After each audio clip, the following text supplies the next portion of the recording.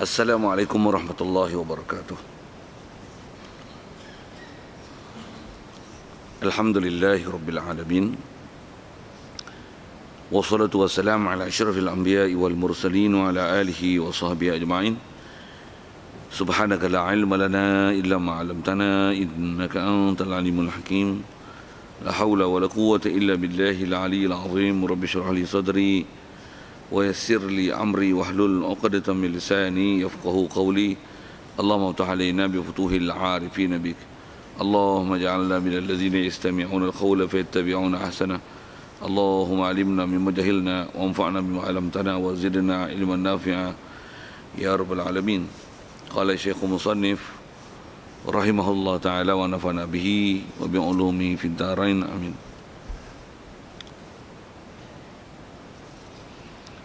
Kata Musannif rahimahullah ta'ala,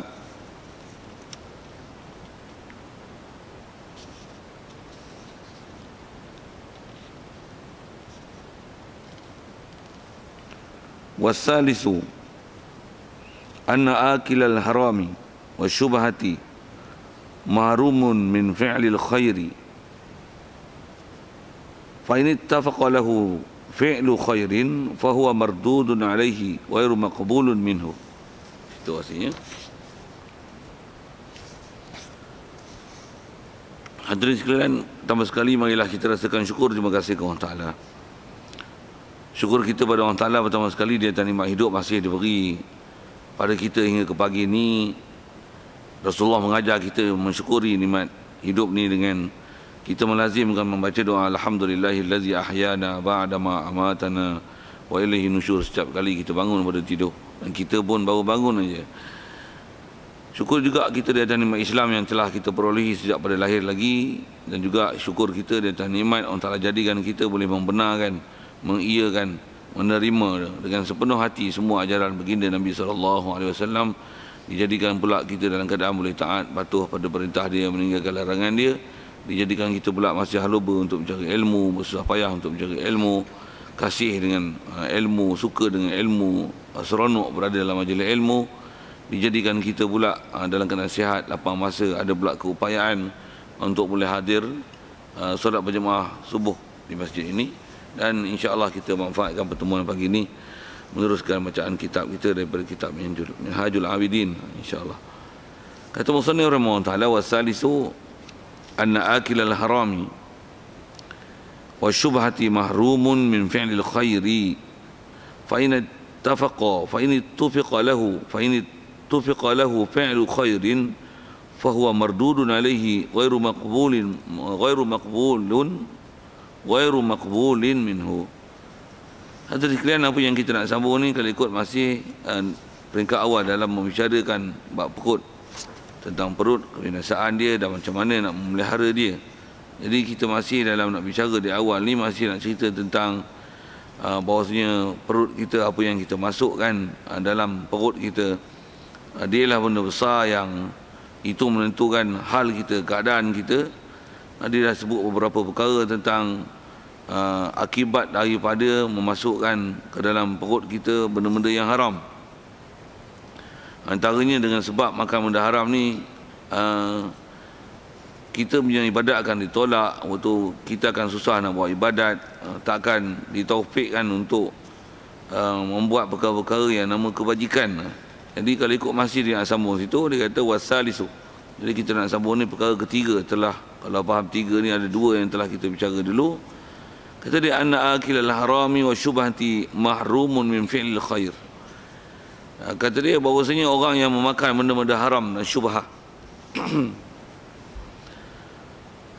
orang yang memakan benda haram dan syubhah mahrumun min fi'lil khairi, dia akan dihalang, dihijab, terhindar min fi'lil khairi, daripada perbuatan atau membuat perkara-perkara yang baik. Orang yang makan benda haram dan syubhah, dia akan tertegah, terhijab daripada nak melakukan kebajikan.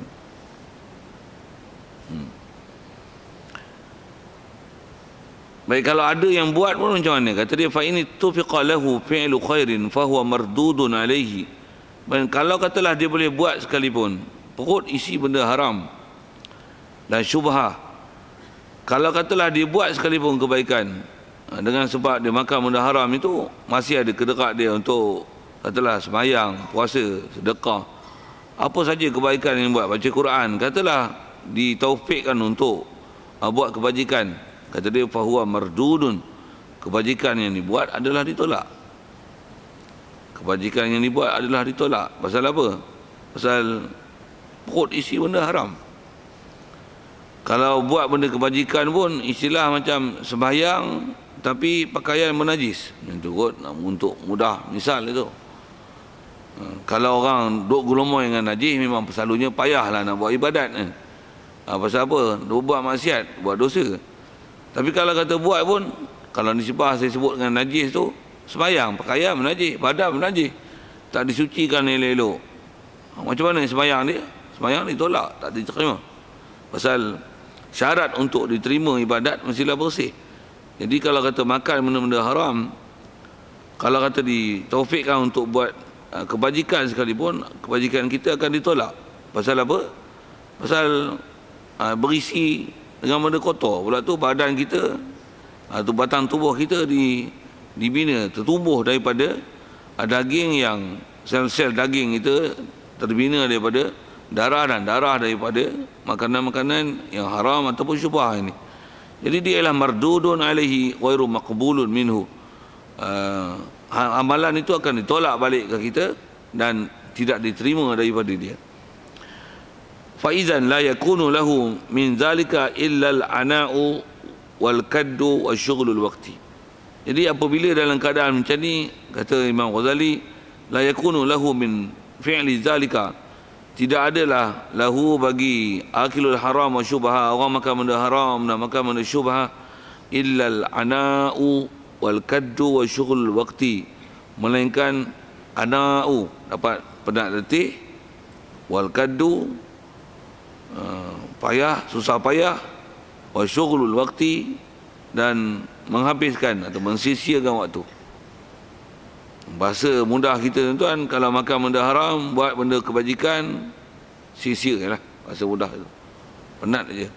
Macam mana pakaian menajis tapi sembahyang, tak ada apa lah, tak ada apa lah. Macam mana kita nak berubat daripada penyakit tapi tak jaga pantang, itu tak sia-sia maka ubat. Pergi hospital pakar kali pun, doktor pakar bagi ubat kali pun, dalam masa yang sama, perkara yang menyebabkan boleh dapat penyakit tu, dapat mudarat tu, dilaksanakan juga. Ambillah ubat berpuluh-puluh juta kali pun, sia-sia ubat orang kan. Macam tu kot sikit bandingan yang Imam Ghazali beri, yang kita dan terlintas nak sebut, nak syarahkan apa yang dia kata tu. Jadi tak dapat apa, tak letih je. Dia datang dengan sabda Nabi ni, kata dia, waqala Nabi SAW, untuk mendalilkan tentang kata ibadat ni, kalau kata kita buat sekalipun, tapi kalau ada benda-benda yang kita buat tu tak menepati syarat, ada term condition yang kita tak jaga, tak memenuhi apa yang sepatutnya, tengok kata Nabi macam ni.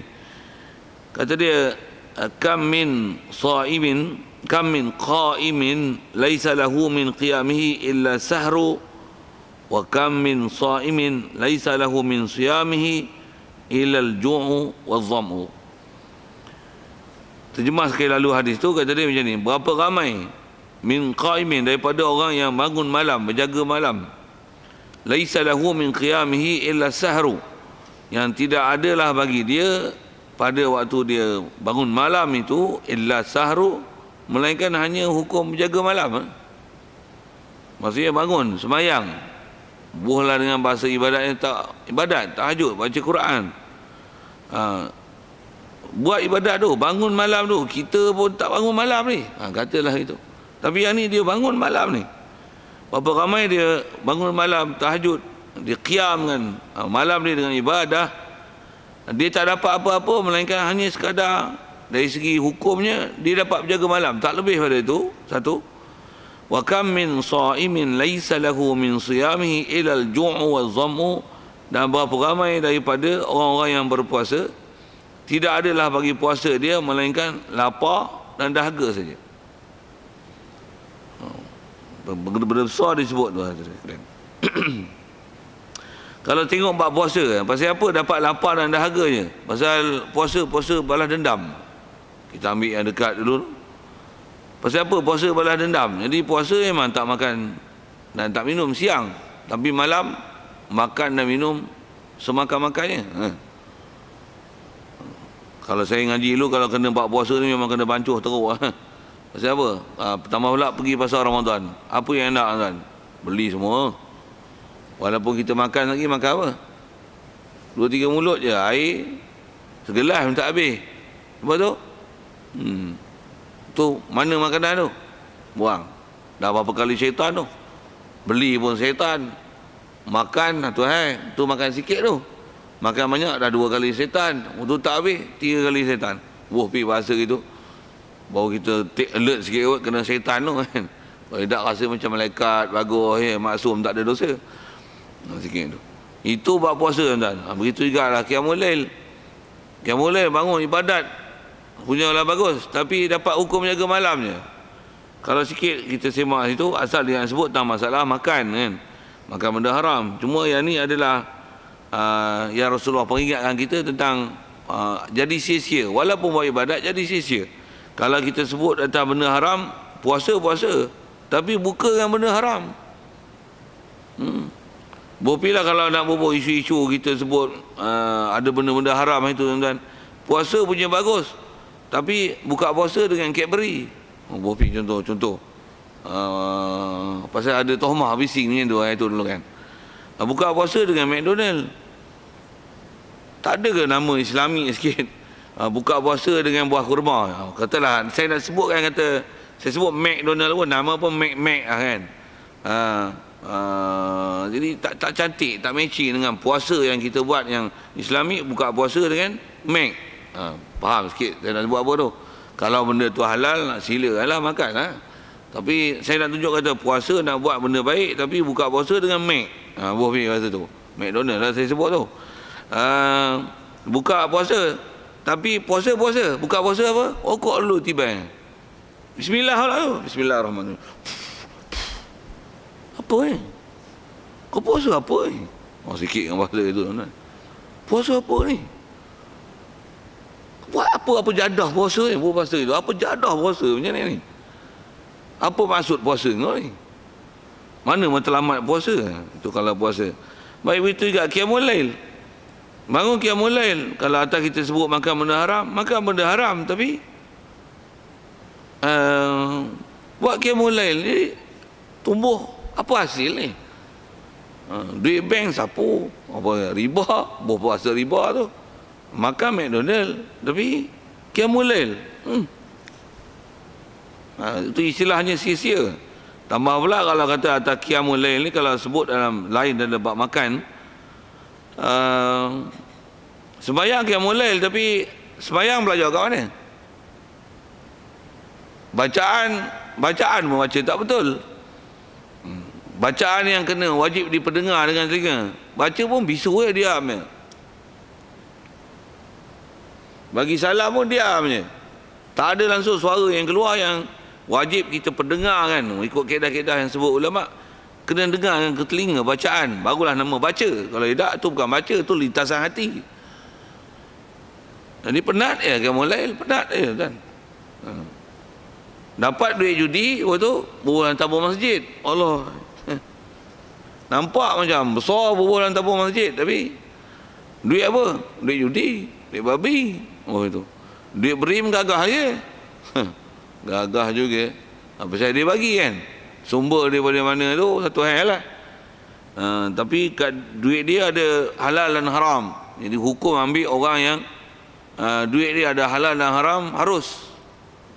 Pasal tak semestinya dia bagi kat kita tu hak haram. Memang dia bagi duit berim tu duit babi ke?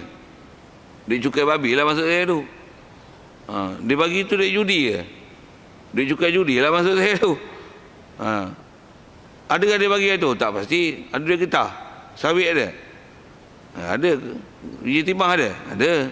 Jadi apa hukum ambil duit tu? Saja sikit sebut tuan-tuan. Dah dapat berim, yang dapat lah, yang tak ada isi borang apa tak ada lah kan.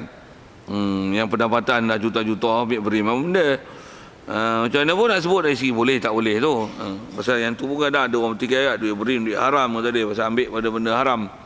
Kaedah kita buat muamalat, orang yang ada harta dia halal ataupun haram, dah ada dua-dua sekali. Tapi yang kita doa muamalat dengan dia tu belum tentu ada yang halalnya ataupun yang haramnya. Apa hukumnya? Harus muamalat. Macam mana kita muamalat dengan orang kafir, yang orang kafir ada pada dia, duit babi pun ada, duit sayur ada, duit sawit pun ada, boleh kita berjual beli dengan dia? Memang duk jual beli hari-hari dengan orang kafir. Jadi boleh. Entah dia bagi duit babi apa kat kita.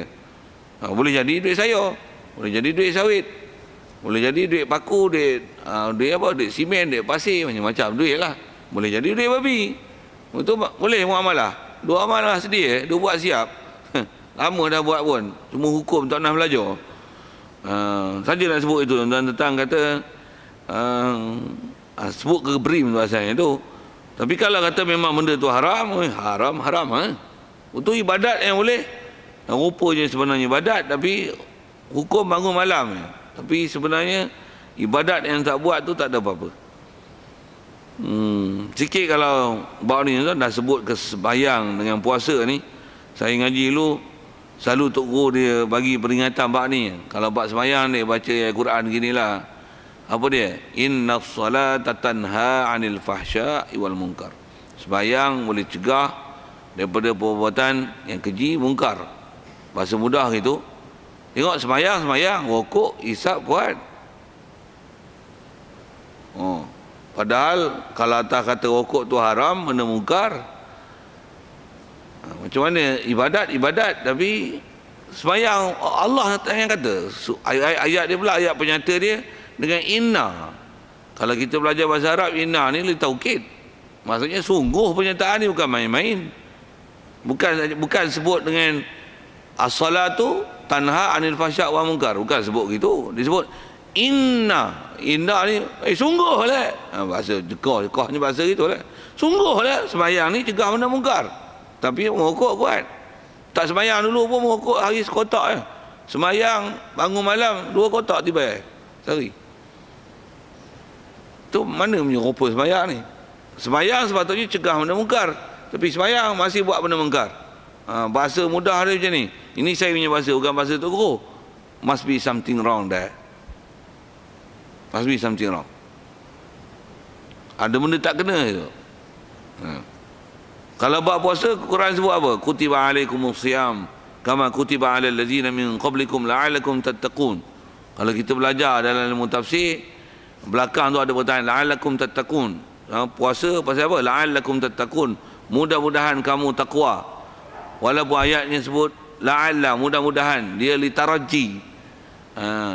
Asal mana taraji ni, dia sesuatu yang tak diharapkan dengan sebenar-benarnya. Boleh jadi dapat, boleh jadi tak dapat. Itu asal bahasa Arab. Tapi masyhur ulama tafsir menafsirkan dengan kaedah. Dia kata at-taraji wa tawaqqa' idza waqa'a fil Quran fa huwa litahqiq. Apa-apa taraji, la'alla dalam Quran kalau berlaku dia adalah dengan makna sungguh, pasti. Jadi kalau sebut Quran tu kutiba alaikumus siyam sampai akhir tu la'allakum tattaqun, dalam bab puasa memang jadi takwa. Puasa sepatutnya lagi takwa. Lagi puasa lagi takwa. Lagi puasa lagi takwa. Macam mana? Lagi ibadat lagi tanha 'anil fahsya' wal munkar. Lagi solat lagi tahsya', dia tanha 'anil fahsya' wal munkar. Tapi jangan tengok lagi puasa lagi takwa. Bobi puasa lawak bodoh itu. Bukan jadi takwa, lagi teruk. Lagi puasa lagi belantak kuat. Lagi puasa, bulan puasa tak apa, habis esok raya je habis. Subuh tak datang jemaah. Bangun nak sahur, kalau tidak bangun sahur. Subuh tak bangun. Raya nak pergi sembahyang raya tu jelek mata. Ya sembahyang raya je pergi, subuh tak sembahyang. Bukan jadi takwa tu. Must be something wrong there. Apa tu? Antara benda nak semak makanan, antara nak semak ilmu. Mesti sembahyang ada tak betul, mesti ada puasa yang tak tepat, mesti ada pelaksanaan yang tak betul. Pasal istilahnya kalau kata kalau kita buat benda sesuatu, kalau atas hukum adatnya, tambah pula Quran janji inna kan. Kalau atas kita berjaya bicara bab hukum faktor adat, buat begini jadi gini, buat begini jadi gini, makan jadi kenyang. Contoh Buka lampu sepatutnya terang, buka aircon sepatutnya sejuk. Ni buka lampu tak menyala. Tuan nak jawab apa? Must be something wrong there. Something wrong lah, dah buka lampu tak menyala. Buka aircon tak sejuk. Blower je jalan, tapi tak sejuk. Must be something wrong there. Start, tapi tak sepak api. Tak start. Tak start. Starter bunyi. Tak start. Something wrong there. Something wrong there. Ni puasa tak jadi takwa. Sembayang tak tanha anil fahsya' wal munkar. Something wrong there. Surely something wrong there. Okay. Jadi yang ni Rasulullah isyaratkan, kata bangun, tapi dapat bangun malam je lah. Bangun je. Tak ada kesan apa-apa pun dalam bab diri dia. Begitu juga puasa, tapi hanya dapat lapar dan dahaga. Baik, ini Abbas radhiyallahu anhuma. Riwayat daripada Abdullah bin Abbas pula radhiyallahu anhuma, mudah-mudahan Allah Taala redha atas keduanya. Kalau kaedah kita baca domir ni, kalau radhiyallahu anhuma maksudnya Abdullah bin Abbas dia itu Islam, ayah dia Al-Abbas itu adalah juga Islam. Kalau sebut maksudnya Ikrimah an Abi Jahlin radhiyallahu anhu. Ikrimah bin Abi Jahal, maksudnya Ikrimah anak Abi Jahal beriman, pak dia tidak. Itu kaedah-kaedah domir lah sikit. Tapi Abdullah bin Abbas radhiyallahu anhuma, maksudnya Abdullah tu dia anaknya, begitu juga bapaknya. Kalau an Abdullah bin Umar radhiyallahu anhu, Abdullah bin Umar radhiyallahu anhuma, dua orang. Baik, itu sikit pelajaran domir lah. Baik, perkataan ni daripada Ibnu Abbas. Kaedah kita belajar hadis, kalau riwayat hadis yang terhenti, yang ni ialah perkataan Ibnu Abbas, dia tak sandar, dia tak kata yang ni adalah perkataan Nabi SAW. Hadis ini dipanggil hadis mauquf. Kalau hadis yang sandar pada Nabi, wa ma udhifa lin nabi marfu'u, apa yang disandar pada Nabi SAW dipanggil hadis marfu'. Jadi yang ni dipanggil hadis mauquf. Apa perkataan Ibnu Abbas? Jadi walaupun perkataan tu Ibnu Abbas, tapi Ibnu Abbas ni siapa? Dapat pangkat radhiyallahu anhu wa radu anhu. Baik. Dia kata la yaqbalullahu salata mri'in fi jawfi haram. Kata Ibn Abbas, jadi seolah-olah perkataan ini menghuraikan Rasulullah kata dia bangun malam sembahyang bagus, tapi dapat hukum jaga jelah. Sembahyang tu macam tak ada value, tak nilai. Yang ni antara huraiannya. Ibn Abbas menghuraikan perkataan Nabi itu, kata dia Allah tak menerima solat sembahyang seseorang, maksudnya tak ada pahala di situ dan tak beri kesan pada ibadat dia. Antara sebabnya ialah fi jawfihi haram, yang dia sembahyang walaupun dia ibadat, tapi dalam perut dia adalah benda haram. Haram tu sama ada makan benda haram. Haram tu adalah ambil daripada benda haram, sumber beli daripada benda haram. Haram tu ialah duit halal, makanan halal, tapi olahan tak betul. Makanan, cuci ikan tak betul, cuci daging tak betul, campur kali. Hukum makan darah, hukum makan najis. Maksudnya apa? Cara penyucian, cara taharah yang tak betul dengan makanan. Begitu juga kalau nak sebut fi jawfi haram, dalam perut dia haram. Apa dia? Duit halal, makanan halal, olah cara halal, isi sepenuh-penuhnya haram. Haram juga semua tu. Itu dapat apa? Tak dapat apa. Jadi dengan perkataan Ibn Abbas tu, orang Ta'ala tak terima. Istilahnya apa? Tak ada pahala. Kalau sebut dengan efek, tak ada efek apa-apa kita makan. Jadi kita makan, niat kita untuk buat ibadat, niat kita untuk kuatkan diri untuk buat ibadat, tapi rupanya kuat apa lagi malah. Tentu tengok kesan dia tuan-tuan, dan semak ke diri kita lah. Benda-benda macam ni kita baca, dia bukan sekadar halua mulut dan hiburan, tapi semak untuk diri kita. Kalau saya sendiri ni, bahasa saya baca, paling besar saya kena semak kat saya. Imam Ghazali kata apa? Hazihi fahazihi. Maka ni. Kalau ikut dengan apa kita baca ni, 3 perkara dah disebut, dengan 2 perkara usul yang disebut lepas, tentang bahawasanya makan benda-benda haram ni, dia antaranya sebab kemurkaan Allah Ta'ala. Ada ancaman daripada hadis Nabi, setiap daging yang tumbuh daripada benda haram, maka memang tak ada tempat lain dia nak duduk, melainkan kena sambung neraka je. Kemudian makan haram ni tak ditolak pula tu, tak di ibadat ditolak, tak diberi taufik untuk buat kebajikan. Kalau buat kebajikan pun, kebajikan dia tak diterima pasal buat benda haram. Pasal buat benda haram. Baik. Jadi perkara besar ni. Kita kata hazi ai ifham hazi.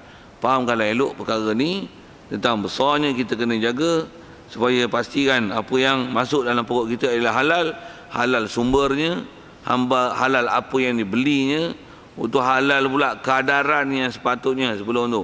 Halal dari segi bagaimana pengolahannya, halal kadaran mana untuk dimasuk supaya jangan dimuat sepenuh-penuhnya sampai jadi haram.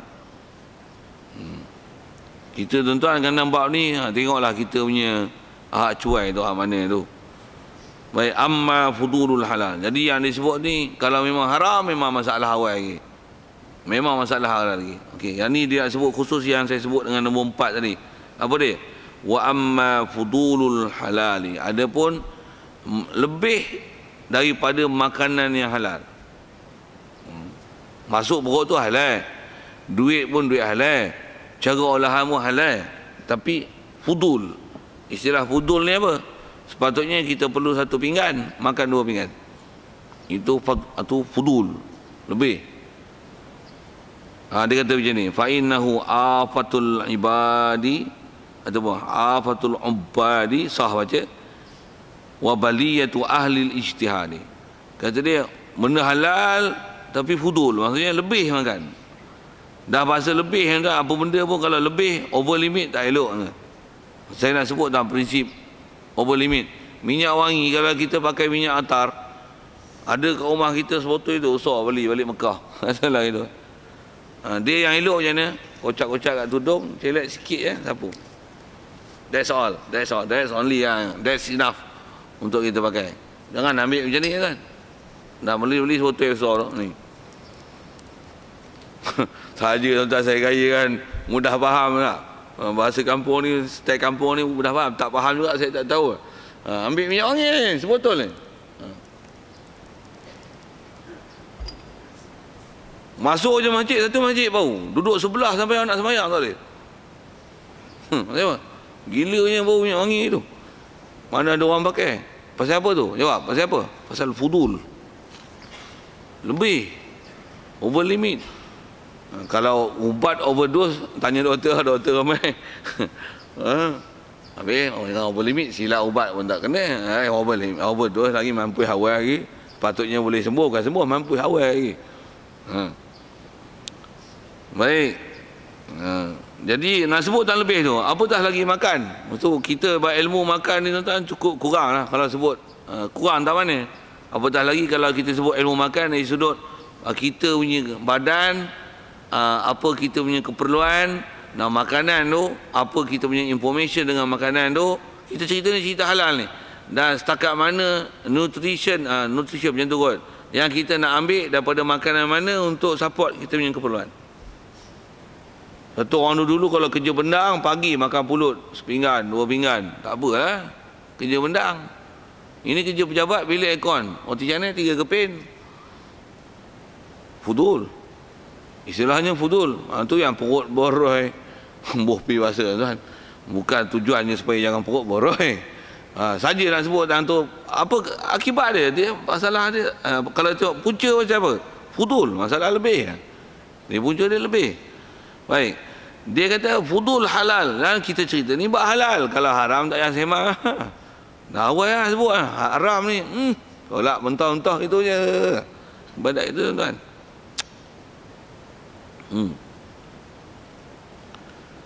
Fudul halal fa innahu fudulul halal ni dia afatul ubadi. Dia ialah satu penyakit.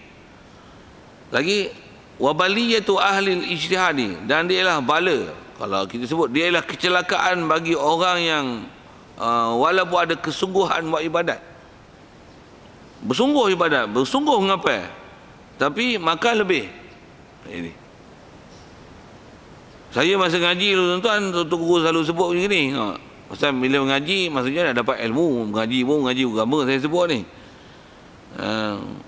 Dia kata kalau kata kita makan apa? Ngapal lah, ada ngapal Quran, ngapal kitab. Apa ilmu ada benda yang kena hafal lah untuk boleh kemantapan ilmu tu. Apa tu dah lapar apa makan, sepatutnya sepinggan tu yang bahasa mudahnya. Kita sepatutnya makan sepinggan, bantai 2 pinggan. Apa jadi? Yang apa itu silap habis apa? Habis tu maksudnya antaranya habis tu tak ingat langsung apa yang dah dihafal. Antara yang habis tu apa dia? Tak mantap, antara